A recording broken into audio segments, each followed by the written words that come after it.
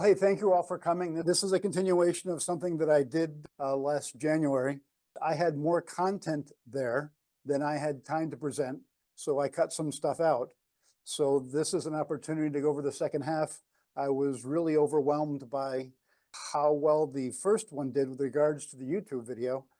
I'm no Beyonce, but I mean, we got, I think, 1,700 views so far. So I was happy with that, and with that positive feedback, I thought, well, I might as well dust on the material that I hadn't presented and give that out as well. So that's what this presentation is. It's going to be done much in the same vein as the other one, where I typically state some common, well-known fact, and then give an argument why that shouldn't be common and well-known, at least common. So I'm going to do the same kind of thing. I do enjoy when people speak up and ask questions. It gives me guardrails and gives me some indication if I'm educating well or losing track. So please give those, and people on online, unmute and speak up. That would be wonderful. So we covered a bunch of subjects last time. Today, I'm going to revisit ISO sensitivity. I got a nice question from a former colleague, and I want to go over that because it ties in nicely from the stuff we did before to this presentation. Again, keeping on ISO, last time I said ISO was related to focal plane illuminance, and it was directly related to the number of photons per square area, per area, which suggests that it's independent of the illuminant and independent of the camera. In fact, it is somewhat dependent, and I'm going to explain why. I want to cover another issue. Article came across my feed. It's official. ISO 51200 is the new 6400. And this is not unique. I think we've all seen pretty much regularly that someone's come up with some reason why cameras are much better now in the dark, and they continue to get better in the dark. And I think we should do a little deep dive into that. There is a kind of sensor, we're all familiar with the Bayer pattern sensor, which is half green and then has reds on one line and blues on the other line. Well, there's a version of that which replaces the greens with clear. So there's no green filter on it. It's just the basic response of the CMOS sensor. And by doing so, it increases the sensitivity and makes it work much better under low light. Or does it? We're going to look at that. I've seen in more than one place where it's been said that, well, I'll say it this way. The sRGB uses a gamma encoding of linear data. Why gamma? Well, is it because it simulates the human eye response? Maybe, maybe not. And then finally, this isn't necessarily a digital camera thing. It's all cameras, but since really there are no film cameras, it might as well be a digital camera thing. And it's well known that when you want to compose an image and get a blurred background, well, it's often recommended that you can use a longer focal length or change the subject distance to control the depth of field. And I don't think you can. And I'm going to say why. I'm not going to go over all of the things we talked about last time, but I do want to at least set the stage, and then I'll jump over and go right to the conclusions. So the system we're talking about, generally speaking, we talk about noise and signal, is you start with illuminant. It reflects off an object in the scene, focused onto a sensor with a Bayer pattern. The Bayer pattern filters each color channel. If you look at any single pixel, the pixel converts photons to electrons. The electrons are then shifted onto a floating diffusion, a capacitor, which converts the electrons to a voltage. That voltage is amplified, digitized, and then processed into a picture. Now, this is clearly oversimplified. Things are more complex than that, but at the level we're looking at it, this is our high-level model. This slide talks about the signal path and signal to noise, but I'm going to skip over that for now. We talked about a lot last time, and if you'd like to review that, you can look at the video link over my left shoulder if I were visible, imagine. Let's just go right to the conclusions. The signal strength increases linearly with the number of captured photons. The noise increases with the square root number of photons, but also increases with read noise. Signal and noise are both gain dependent, but the SNR is independent of gain, and that's because the gain occurs on both the signal and the noise at the same amount. And the equation is here, which works it all out, and you can look at that to check my work later. So a brilliant friend of mine, a colleague from a project which someone else in the room was aware of from about 5 years ago, sent me a message by LinkedIn, and he said to me, many digital sensors have 2 conversion gains, so doesn't that increase sensitivity? And so let me talk a little about what conversion gain is. That's this stage right here, and what happens is, you know, of course, the photons turn to electrons. You've got a pile of electrons. Imagine a capacitor is like a balloon. The electrons are like water into the balloon. And then the pressure on the balloon is like voltage. If you have a large balloon, you can get a lot of electrons or water into it. And for a certain amount of water, you get a certain amount of pressure. If you have a smaller balloon, when you put the electrons of the water in there, you need less to get the same amount of pressure. So effectively what that's saying is, for the same number of photons, you can get more voltage out.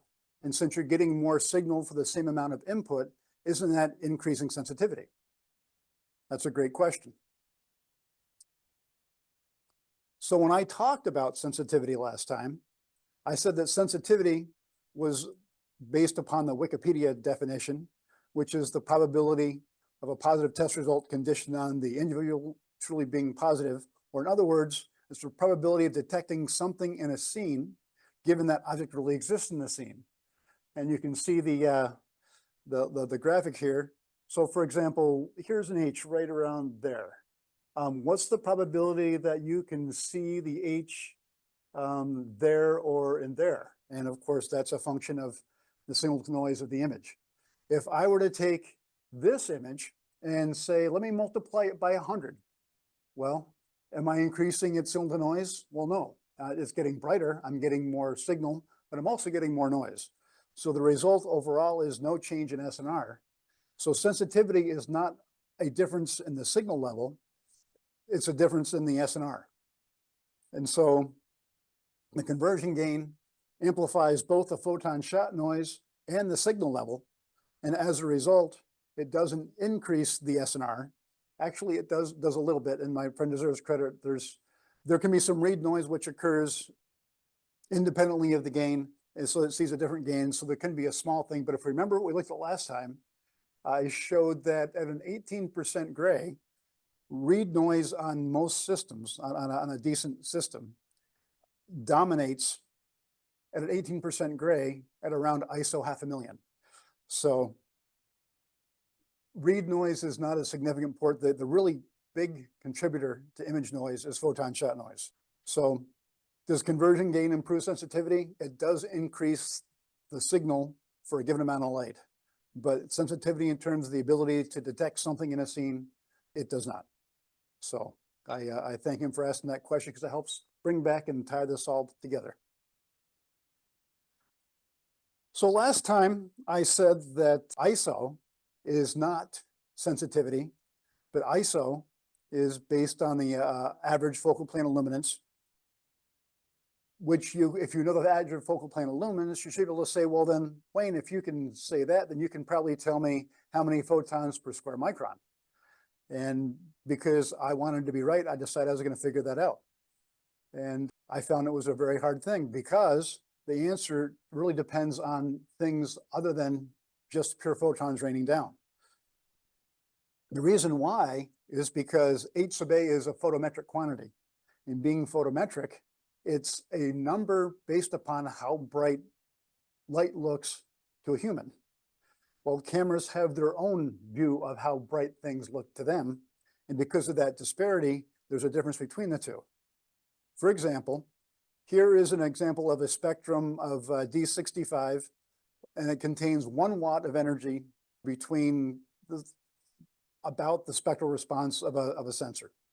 Here's illuminant A, and here's the plot of it at 1 watt.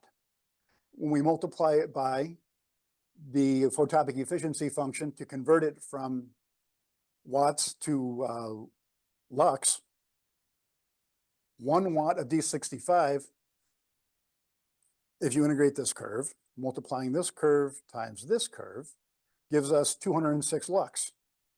Illuminant A, when you multiply by the phototopic efficiency function, it gives us 156 lux. So for the same amount of power, we end up with 2 different light levels. And of course, the reason why is the more energy an illuminant has at, I think it's 550 nanometers, which is what, yeah, 550, you get the most credit, right? And the more you move off that curve, the less credit you get. So the amount of light you get, lux, depends on the shape of the illuminant. So because of that difference in response, and there's another thing to keep in mind, is that we talked about energy, but there's also photons. There's more energy in a blue photon than in a red photon. So as a result, on the red side of the spectrum, you get 50% more photons because they have less energy for a given amount of power. You get more photons per watt than you get in the blue side. So when you account for all that, by the way, I hate when I ask somebody a question and the answer they give is, it depends, and they stop. Now, right? So the answer to this question, of course, is it depends, but I didn't stop. If you take just the energy within the sensor response, because remember, illuminant A continues on, right? And so there's a lot more photons which occur in the IR, which we're not even counting here. And so you count those photons, you say how many photons rain down upon the sensor. So I'm limiting to just the bandwidth of the sensor by this, see this blue curve here? So just within that curve there, if we do the calculations, it turns out that we get this curve, which represents the relationship between ISO and photons per square micron. And the number I get up is at D55 at ISO 100, there's about 1,251 photons, and there's what, another 40% higher for illuminant A, because again, you get a lot more photons in the red because it's more red rich, and also you need more watts to get to a certain lux level. So you wrap that all in, the answer is there is a number of photons per square micron, but it's not straightforward. But if you ever wondered, because sometimes I wonder these things, that's the number I came up with. Were you assuming a particular exposure time there, Oh, or consistent with no. So remember the units are in lux seconds, and so then you multiply the exposure time. So it really is at any given ISO, it really is the number of photons that arrive, however long it took to get there. That's a great question. It's often hard to wrap your head around because we're so used to these things, you know, watts being a rate, and lux is a rate, but H of A is in lux seconds. So I'm going to change gears a little bit, and here's this, and this is a recent article. It's official. ISO 51200 is the new 6400. And it was really talking about the context of this new Nikon ZF and the use case of street photography. And so I thought it'd be worth diving into what does it really mean to run a camera at ISO 51200, and how does that compare? So we can do some easy math, and the ZF, Nikon ZF, is a 24 megapixel sensor, full frame, has a base ISO of 100. It has a 6 micron pixel, and if you assume 200,000 pixels per micron, that gives you a electron full well of 70,000 electrons. And I have a Nikon, a couple of them, and typically the maximum reflectance handling they can do, they typically capture at a 2.0 maximum reflectance handling. So you can do the math here and easily figure out the electrons, because the electrons are this divided by this times 0.18 gives you 106. If I go back to those curves that I had of the CFA response, you can kind of figure out a ratio for if you get this many electrons, how many photons arrived, because you know the quantum efficiency. And so then 100, this came about 7 to 1, I guess. So you get about 700 photons arrive. Well, if you do the same calculation and that gives us an SNR of 10.2, that's just the photon shot noise. That's no read noise. If we give it a nasty read noise of 32 noise electrons, and remember 32 is almost a third of the signal.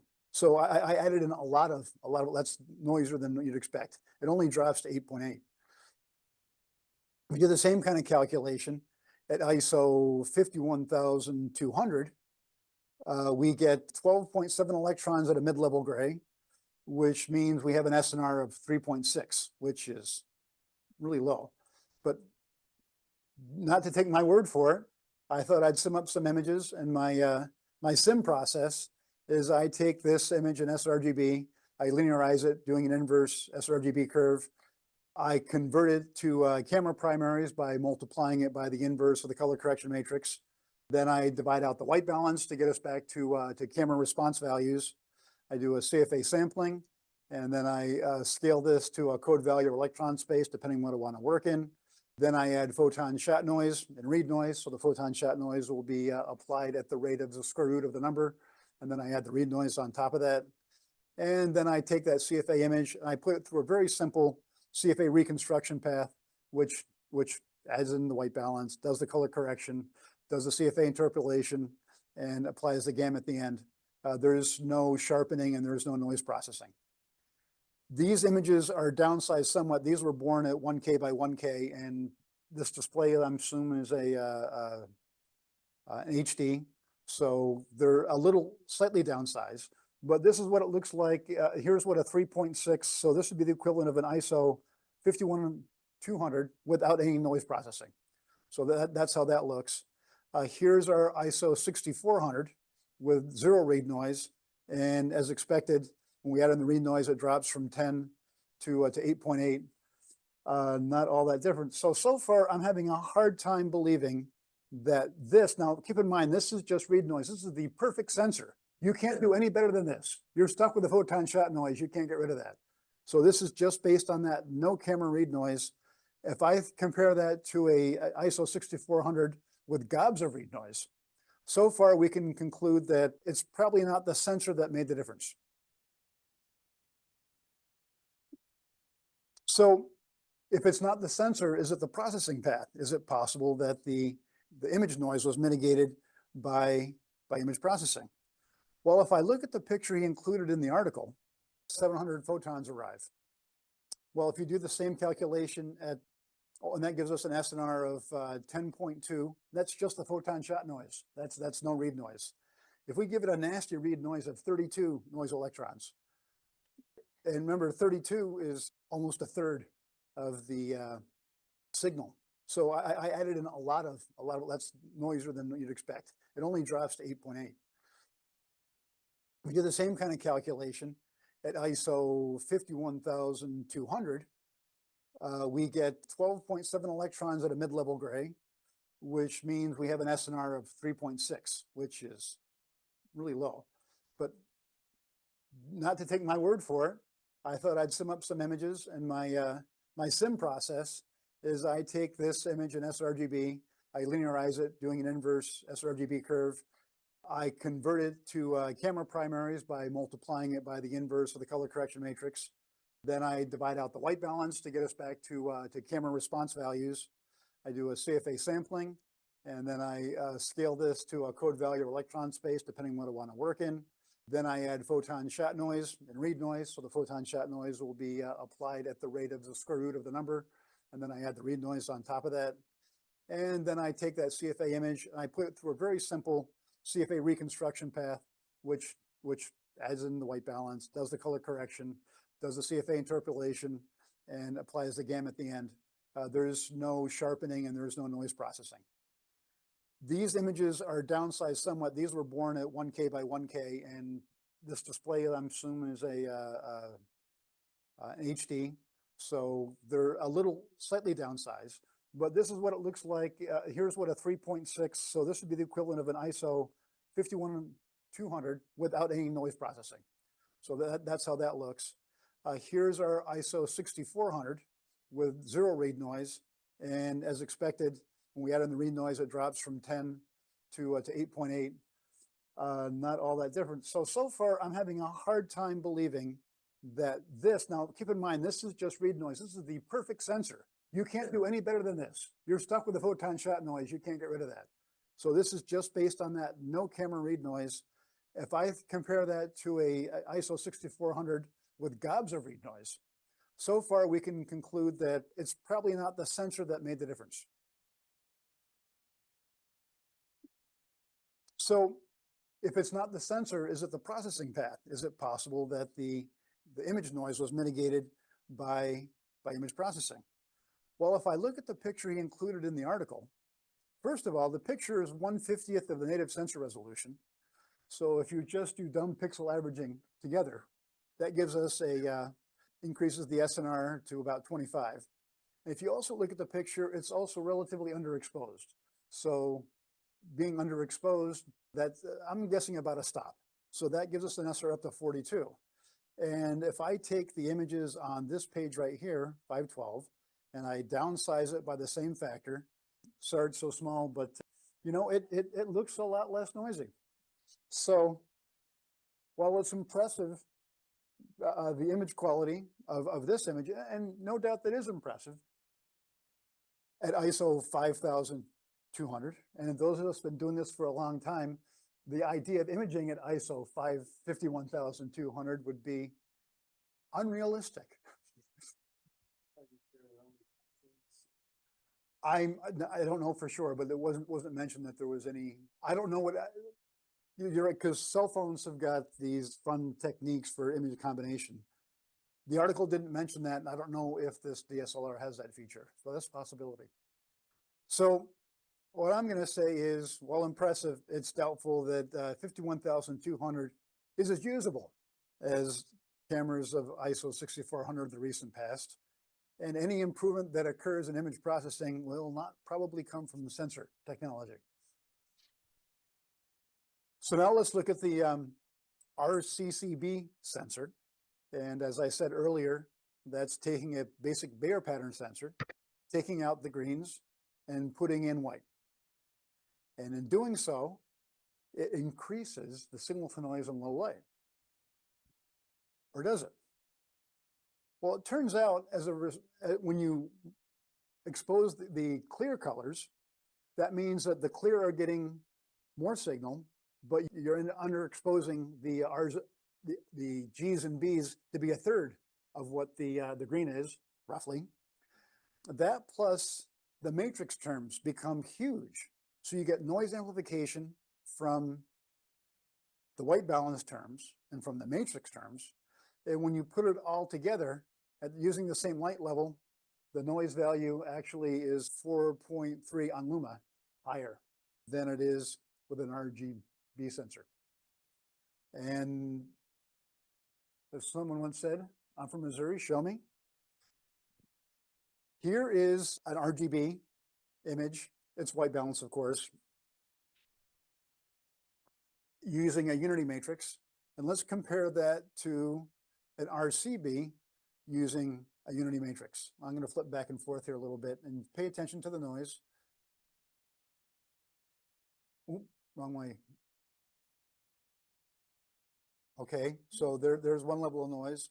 And you can agree that by my eye, the RCB is definitely a clearer picture. It has less apparent noise. And of course, remember, it's the SNR that's lower. Remember, I got to say it's SNR from the last one, not the noise.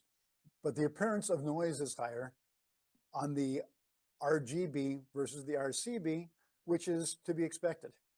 But when we apply the color correction matrix, here is the RGB with a color correction matrix, and here is the RCB with the color correction matrix. And so, as you can see, the color corrected version is much worse. So what that really says to me is, if you have a computer vision application where color difference is important, but calibrated colors is not. So in other words, luminance is way more important than color. Then an RCCB sensor may have some advantages. But if the requirement is that the color be calibrated to an sRGB type primary set, then you're going to get a noisier image with the sRGB. I think everyone knows what depth of field is. When you take an image and you focus at some point less than infinity, there'll be some region that's in focus. Things closer could be out of focus, and things further away will be out of focus. And you have control over that depth of field by changing the F number. When you have a smaller physical aperture, you have a greater depth of field. You can also increase the depth of field by getting closer, reducing the, increasing the object distance, or by using, you can increase the depth of field by using a shorter focal length. But what I'm going to claim is there's really only one control you have, and that is F number. And why do I say that? Well, first of all, making the assumption is you're using a single camera. You don't have a pocket of cameras. And you're going to say, well, I'd really like a huge depth of field, so I'm going to use this one today. I'd like a shallow depth of field. I'm going to hang out with Ansel Adams and use this one. So I'm making that, and also the assumption that because of image composition, you have in mind a certain desired size of the subject in the image. So consider this scenario. You're taking a picture of someone, and you have a particular composition, a subject size in mind, and you have a 50 millimeter lens, and you say, you know, I want to use a longer focal length. I could get a shorter depth of field by using a longer focal length, but I'm not really interested in just her left ear. I'm really interested in keeping the subject the same size, and so I back up. In these two scenarios, if you have a 50 millimeter lens of a subject 4 meters away, or a 100 millimeter lens and the subject 8 meters away, in order to keep the same subject size, which one of those two has a greater depth of field? I did the math for you. Turns out, if you keep the subject size the same, notice that the focal length and distance fall out of the equation, and it's independent. So it turns out, and this was a surprise to me because I was curious one day, and I created a spreadsheet, and I said there's something wrong. When I change it, the depth of field doesn't change. And then I looked at the math and I did the algebra, and I discovered that, yes, so both of these will have the exact same depth of field. So if you have a lens and you get closer, but then change the focal length to maintain the subject size, you've done nothing to change the depth of field.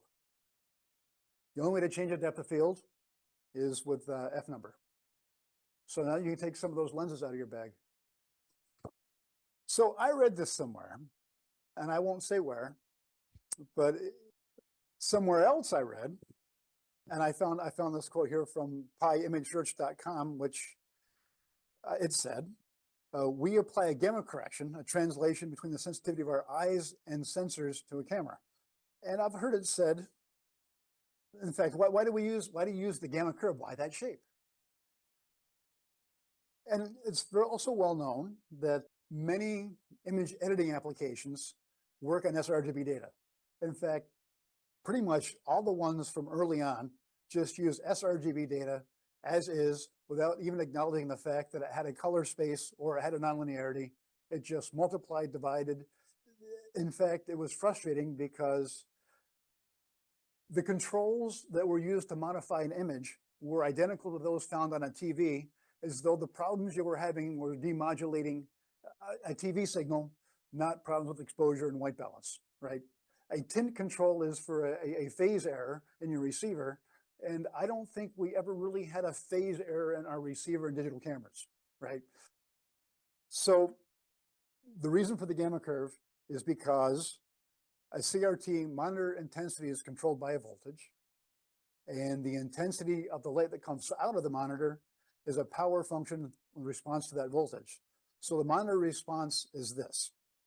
In the scene, we have a response to the camera that's linear with light, and on the monitor, we want to have a response which is linear with exposure.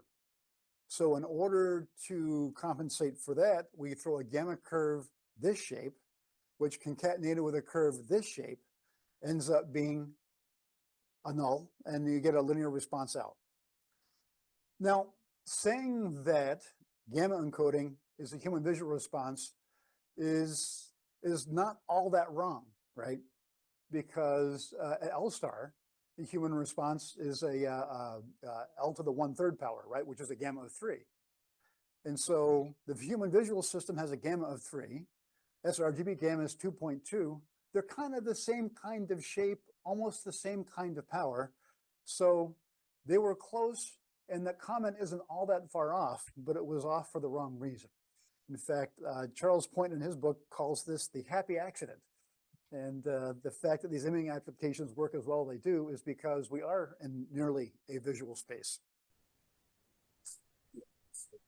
The idea of encoding leading to, well, quantization, banding, and which isn't often mentioned in this discussion, right? So that's like the happy accident that helps. Mm-hmm. And in my usual form, I spoke too quickly, although I had less content, so I finished on the early side. And this is what happens when you don't try to put an hour and a half of content in a 1-hour presentation. Have one speed, it's great. I'd like to open it up to anybody who has questions online or in the room. Wayne, this is David. Hi, David. Really interesting about what you're saying in terms of depth of field. If you keep the subject size the same, the only thing that you have to change the depth of field is the F number. Obviously, there are other reasons for using different focal length lenses. For example, if you're closer to the subject with a shorter focal length lens, well, then what you capture in the background is going to be a wider field. Yes. Also, when you're doing portrait photography, the subject is less intimidated if you're further back with your camera, such as what a telephoto lens provides you. That's true too. So right. There are. You're exactly right. I meant to say that there are aesthetic reasons for why you want to choose one focal length over another. And you're right. If you want to show more of a wide angle behind the subject, you want to use a wider angle lens. And if you want a narrow view behind the subject, a more telephoto lens. So your point is well taken. But the question that just occurred to me is that if you stay back with a shorter focal length lens, and then what you capture in the frame around the subject is larger, but then you later on crop or enlarge the image such that you have the subject the same size that you would want it to be with the longer lens, is the resulting depth of field still the same, or is because it's a shorter lens you're going to get more depth of field? Yeah. So now you're back to the equation, and what that does is you're basically using a smaller format sensor, and so as a result, you're increasing you're letting the subject get smaller. You're moving further away from the subject, and by moving further away, you increase the depth of field. Okay. So that's why I had to put into my assumptions here that image composition results in a desired subject size. Yes. Okay. Yeah. So thanks. Good question.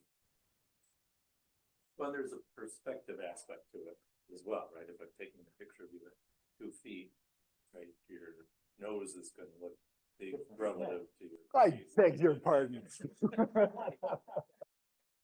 Yes. Yeah. Yeah. There are aesthetic reasons for picking one focal length over another. As I'm further back, the background tends, for the same reason, the background tends. Yeah, the wider angle, you're going to get more area around the subject, more context. No, but also the composition of where you are relative to background depends on how far the camera is. Yes, so I'm talking about how blurred out it is, right? Right. Or in focus, right? Because I mean, you can look at this problem the other way around, right? I'm doing macro photography, and I want to gain as much depth of field as possible. I And, think the relative size of the background. Right. Oh. It's going to depend Okay. on how far the Yes. camera is. Yes. Very good. Are there any other questions? I have another, Sure. which isn't exactly what's already been presented, but I'm curious. Have you analyzed the RGCB color filter array as well? Oh, no, I haven't. I haven't. I remember that being big at Kodak. We had that 4x4 pattern, Yeah, right? we debated that for a while. Yeah. Yeah. I never understood the processing, how all those pieces were used as a whole. Which is one reason why it wasn't all that conclusive, actually, because it depended a whole lot on the spatial processing in order to borrow information from one channel and apply it to another one. Yeah, so I mean, this RCCB did have the advantage of having the same geometry of an RGB. Yeah. So it made the comparison much easier to do. But I would wonder though, if you want to avoid clipping in the clear channel, you'll have the same thing. What you gain in the clear channel, you'll end up Oh, yeah. having quite a difference in Yeah, that was one of the things we ran into is of course the SNR, you know, the SNR in the colored channels was noticeably worse than it was in the pan channel. And so it was, there was a lot of work to beat down the noise in the product. And again, I think as you pointed out, if your goal was not to get to a human color system, then it had maybe some advantages. But if your goal was to get to a human color space, the noise penalty of getting to a calibrated color space still made it a challenge. And you know, and I think a lot of it was that it also demanded more processing to make that work well. Yeah, I'm always amused by how hard we've tried to do better than what we did in the 90s. And we also and there's a lot of good IP that's been generated and a lot of good work that's been done. But it's remarkable to me how many things have come and gone, and we still seem to go back to the old recipe. Well, if I could make one comment for Bryce, his last name is pronounced Bayer, not Bayer.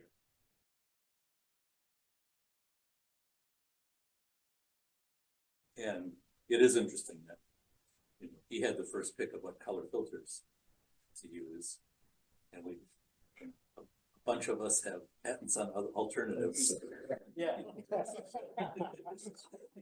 And they're not using